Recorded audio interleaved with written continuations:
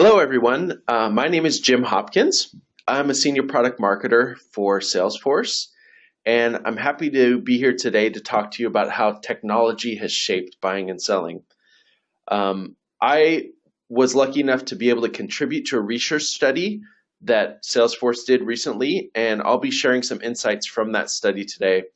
I'm also the managing editor for a site called Quotable.com that Salesforce has created, where we share some expert advice and from top sales thought leaders and from our amazing community of sales practitioners, both inside Salesforce and amongst our customers. So I've gotten a lot of exposure to sales best practices and how to go about selling in today's kind of changing environment. But I was also at a previous company who was kind of one of the original account-based marketing tech companies called Demandbase. Some of you might be familiar with them. So hopefully I'll be able to connect the dots a little bit between sales best practices and how that account-based marketing landscape has kind of evolved over time. But with that, love to get right into it. So some of you may remember or know an image like the one I'm about to show here. This, back in the day was the image of a successful salesperson. Others of you might not be too sure what the heck that guy has growing out the side of his head there and what that thing is. It's not a smartphone, that's for sure. But what we can all agree on is that things have changed drastically from this image of what a salesperson was from a short time ago. We live in a different world now where business is done on multiple channels, on various devices, and a lot more influences and factors to consider when you're a salesperson. Ultimately, we live in a smarter world. And this slide really outlines kind of the story of the evolution of technology, but it's also the story of the evolution of customer relationships with businesses. Nowadays, from back in the day when there were like mainframes and these big clunky computers to now where there's cloud, social, and mobile and connected devices and everything, there are so many devices that are accessing information and creating data and having interactions with brands. There's more information than ever that brands and that companies have to access, over trillions of transactions happening all the time. And it really makes it hard for both customers and for salespeople with so much data, so much going on, to really get a handle on things. In many ways, it's great for our customers, but they have trouble sometimes managing this complex environment, but it's even harder sometimes for us to harness the power of all this data. So let's talk about a few things that are really impacting us as salespeople, as sellers, and as customers. So first, the customers. We did a study recently where we wanted to understand how some of this evolution in technology, some of these evolutions in data and information have really impacted customers. So we heard anecdotally, we know all of this is true, but we heard from customers in the numbers that really their expectations have changed. They're more empowered, they're more savvy, they're more discerning. Technology has changed their expectations. Over 77% agree with that.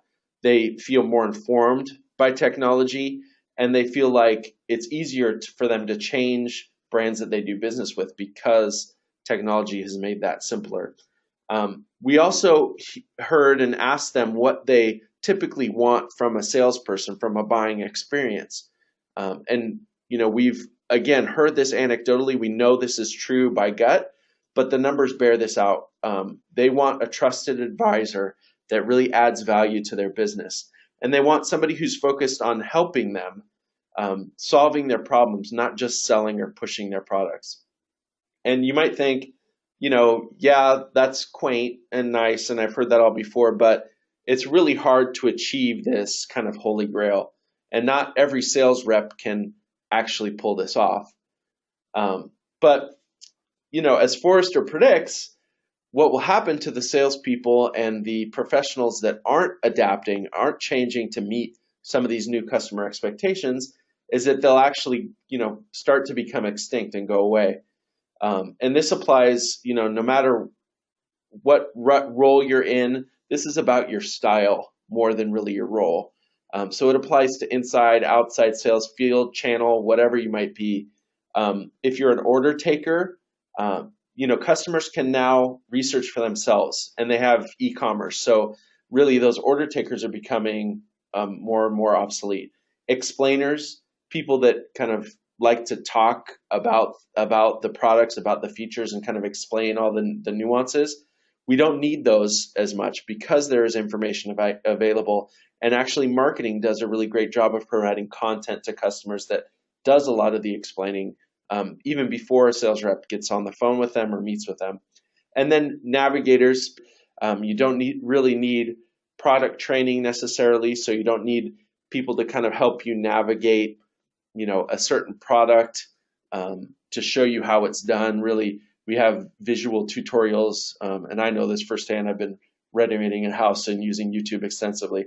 But really, the role that will increase is these consultants.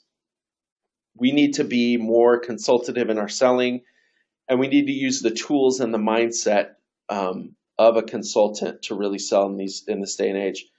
And I won't get into it too much in this presentation, but you could see how an account-based approach really helps pair a more consultative, trusted advisor sales reps with the right accounts, the accounts that are most likely to have the problems that you can help fix, that you can be a consultant for. So instead of trying to, peddle your wares or sell to every, Tom, Dick, and Harry out there, you're focusing on the accounts that actually have a problem that you have a solution for. So given that, we know that what buyers want, we know what sales sort of needs to be for them. How can we really define what a successful rep is in this day and age, in this changing environment? And this is the study that I had the pleasure of being a part of, where we really looked at a bunch of sales leaders and managers. We interviewed over 3,100, and we asked them about their priorities, their behaviors, how they're using technology, and how that impacts their performance. So what we looked at is we looked at high performers and we looked at underperformers, and we judged that based on their responses to questions about revenue growth. So have they significantly increased revenue growth, or has it gone down? So really kind of stable metrics on whether they're performing. Are they making money? That's the key metric for sales professionals and sales teams. And we asked first, because we had done this study with customers and asked them about their expectations, we wanted to see what the sales side had to say about customer expectations. Do they matter? And the answer is resoundingly yes. And I think we all know this, again, intuitively, but the numbers bear this out really powerfully. So high performers answered overwhelmingly that keeping up with changing customer expectations most of the time was a winning formula. And for underperformers, they didn't have that focus, not nearly as much at least. So meeting customer expectations is really key for high performance.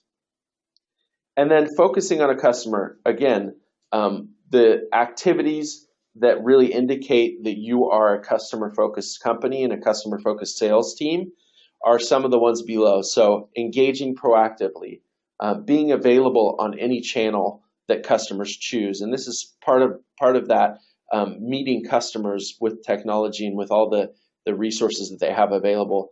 And then being available at any time. These are all hallmarks of modern high-performing sales teams.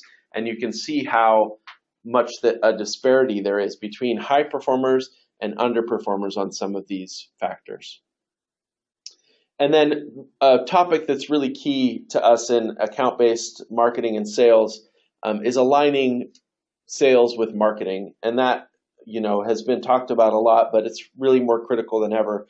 We saw this bear out in our study.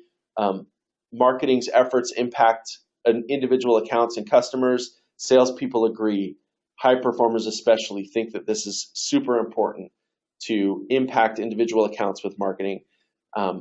Being able to collaborate is super key, one of the highest there. And then sharing common goals and metrics is super important for alignment. So these are really the hallmarks, the key behaviors of high-performing salespeople and teams across today's landscape. And what we wanted to do next is really see kind of the impact that technology could have on meeting some of these customer expectations and kind of navigating this new territory. And we see that high-performing sales teams and individuals don't just adopt technology, they really take a hold of it and they really use it to their advantage. And they're critical pieces of technology for high performers. And they're those that really help them get advantages in two areas, and that's knowledge and productivity. Those are kind of themes that we see across these types of technology that you see listed here.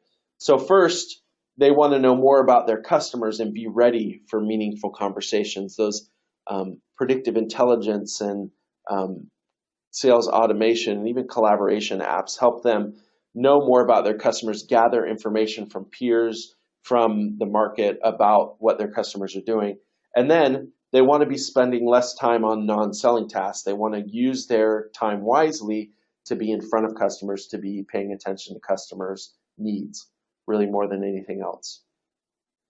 And then we've heard a lot about intelligence and AI recently. The key here is it's not necessarily just about intelligent technology as a panacea, but again, it's that ability to streamline your tasks to allow reps to focus on serving their connected customers rather than getting bogged down in non-selling tasks. And the promise of intelligent sales technology is allowing you to be able to do that. So to kind of wrap this up in a nice package, there are kind of four things that really we've learned through this research, both from the customer end as well as from the sales end, that are ways to thrive in this new era. So number one, meeting customers on their terms. They're kind of really driving and they're in control of buying and selling these days more than ever. It's important, it's imperative for sales, and we see this in high-performing teams. They're meeting customers on their own terms. And then really understanding customer expectations, really being in tune with what they want from you, not just shoving something down their throat that you believe that they need or that you're commissioned on, but really being in tune with their expectations. And then really for sales management, pivoting your objectives and metrics towards customer experience is what's going to enable a lot of these changes in your organizations. Really kind of basing all of your success metrics on that customer experience is what is going to drive that. And then, of course, use fire to fight fire. I've talked about this a little bit already, but make technology really an integral part of your process to gain the productivity that you need to be able to focus more on your customers. So those are the four takeaways that we have from our research and from kind of our experience with thought leaders and with our community. But there's a lot more that we have in these studies that you can gain a lot more insights that we found from studying both customers and sales. So I encourage you to check that out in more detail. You can read through each of these studies at salesforce.com/research to download the full reports. And then, of course, a little selfishly, but we'd love you to check out quotable.com. There's a ton of really great insights, best practices from real thought leaders and real practitioners. We publish weekly, and we have an excellent newsletter that we send out twice monthly. So go to quotable.com/subscribe to subscribe there. And with that, I want to thank you for tuning in to the presentation today. And please reach out if there's ever anything we can